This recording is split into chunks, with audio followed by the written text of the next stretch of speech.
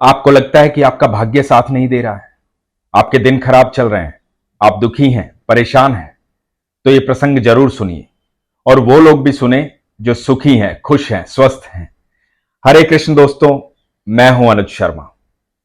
एक बार एक बालक था, उसके पिता अगरबत्ती बनाते थे, मंदिर के बाहर बैठते थे, अगरबत्तियां बेचते थे। उसके पिता उसे जल्दी ही छोड़ करके बैकुंठवास चले गए। बच्चा अकेला रह गया। बच्चे को ढोलकी बजानी आती थी, क्योंकि मंदिर के बाहर बचपन से बैठा था, पढ़ा लिखा था नहीं, तो मंदिर में ढोलकी बजाने लगा। वहां कीर्तन होता था, उसमें ढोलकी बजाता था। सब लोग वाह वाह करते थे, बहुत अच्छी ढोलकी बजाता था, बड़े मन से भगवान का नाम लेता था, कीर्तन भी करता था। उस मंदिर का जो संचालक था, उस सेठ का एक दिन निधन हो गया, बैकुंठवास चले गए। तो मंदिर का संचालन उस सेठ के बेटे के हाथों में आया। बेटे ने आके एक नियम बना दिया। नियम ये कि मंदिर में जितने भी लोग काम करते हैं वो सब पढ़े लिखे होने चाहिए, कोई भी अंगूठा छाप नहीं होना चाहिए, कोई भी ऐसा व्यक्ति नहीं होना चाहिए जो पढ़ा लिखा नहीं है।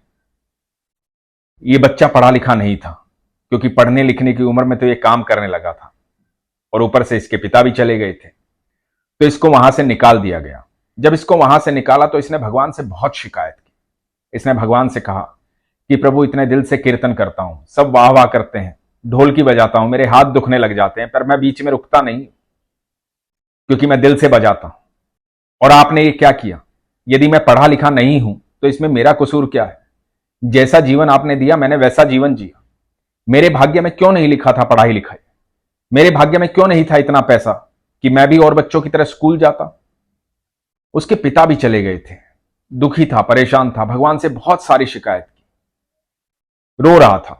तो कुछ लोगों ने आके समझाया कि तू चिंता मत कर, कुछ ना कुछ काम हो जाएगा। तो लोगों ने मिलकर के उसकी छोटी सी अगरबत्ती की वहां ठेली लगवा दी। उसे अगरबत्ती बनानी आती थी, उसने पिता से सीखा था। अपनी अगरबत्ती भी बनाने लगा और अगरबत्तियां बेचने लगा। धीरे धीरे उसकी बनाई हुई अगरबत्तियां बहुत मशहूर हो गई, उसका व्यापार बढ़ने लगा। छोटे ठेले से बड़ी दुकान हो गई, दुकान से और बड़ी दुकान हो गई, उस दुकान से बड़ी फैक्ट्री हो गई। समय बीतने लगा और इस बच्चे के पास बहुत पैसा आया। ये बच्चा बड़ा व्यापारी बन गया, इसकी अगरबत्ती मशहूर हो गई, इसकी शादी हो गई। इधर मंदिर में संचालन किसी और के हाथों में आया। जिसके हाथों में संचालन आया उसने कहा कि मंदिर को और बड़ा बनाएंगे, और बड़ी जगह लेंगे, सुंदर बनाएंगे, उसके लिए चंदा इकट्ठा करते हैं।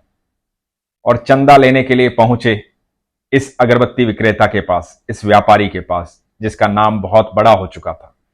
जब इसके पास पहुंचे तो इसने 5 लाख का चेक बनाया और उस चेक पर अपने अंगूठे की छाप दी। तो मंदिर के संचालक ने पूछा कि आप इतने बड़े व्यक्ति हो, आपने खुद चेक भरा, तो आपने अंगूठा क्यों लगाया? यह व्यक्ति मुस्कुराया। इसने कहा, जिस मंदिर से आप आए हैं उसी मंदिर के बाहर मैं अगरबत्ती बेचता था, उसी मंदिर के भीतर मैं ढोलकी बजाता था। मुझे वहां से निकाल दिया गया था इसलिए क्योंकि मैं अंगूठा छाप था। उस दिन मुझे बहुत गुस्सा आया था, मैंने भगवान से बहुत शिकायत की थी। मैंने भगवान से कहा था, मेरी क्या गलती है कि मैं अनपढ़ हूं, मैं पढ़ा लिखा नहीं हूं, मैं अंगूठा छाप हूं। मैंने भगवान से बात करनी बंद कर दी थी। लोगों ने मेरी मदद की, मेरी अगरबत्ती की दुकान खुलवाई, मैं अगरबत्ती बनाने लगा। उसके बाद धीरे धीरे मेरा व्यापार बढ़ने लगा, मेरी शादी हुई। मेरी पत्नी को मैंने सारी बात बताई, तो उसने कहा कि एक पढ़ाई लिखाई की कमजोरी की वजह से आपको वहां से निकाल दिया गया था।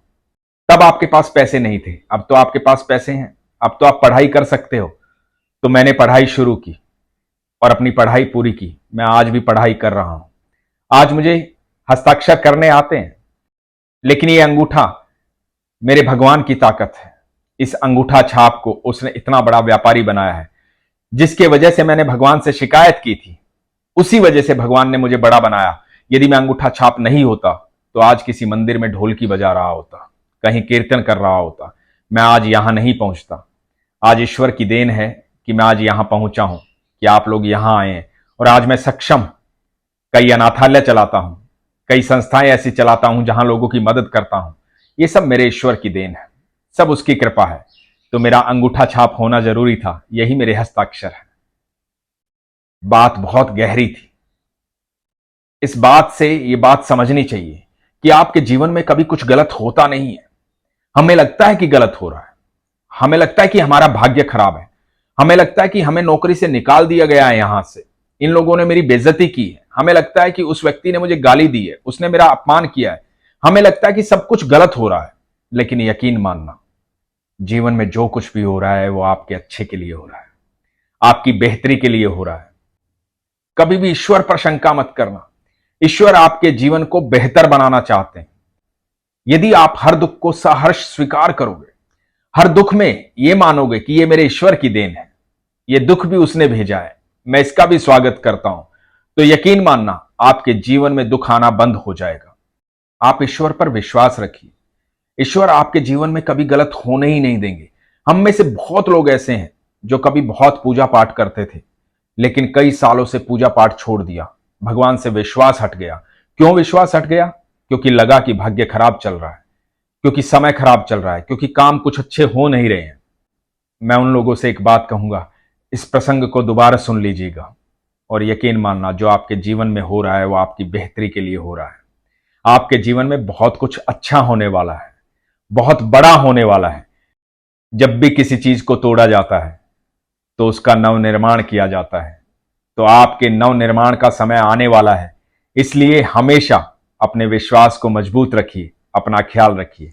हरे कृष्ण।